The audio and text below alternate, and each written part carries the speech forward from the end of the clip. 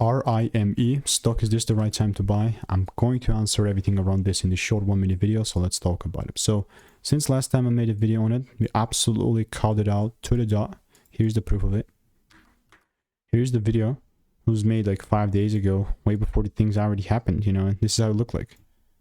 Guess what happened? Talking about how I saw the first break, and if this is the second break, as you can see at the line, that's why it's the second break, and boom, it's already delivering. So it's about to deliver post-market already in, so a quick little W here. There was a plus 4R. That confident that I'm even going to pull it up here and have it on the chart.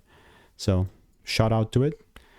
It's not financial advice. I mean, since we're already sitting at like lower lows, there's nothing for me to add out, and then once more data like rolls around. But at this moment, it's a bearish market for me. So if you want to make more money trading in a simple and new way, click the first link in the description. It's a free newsletter, and I'll see you in the next one. Goodbye and enjoy.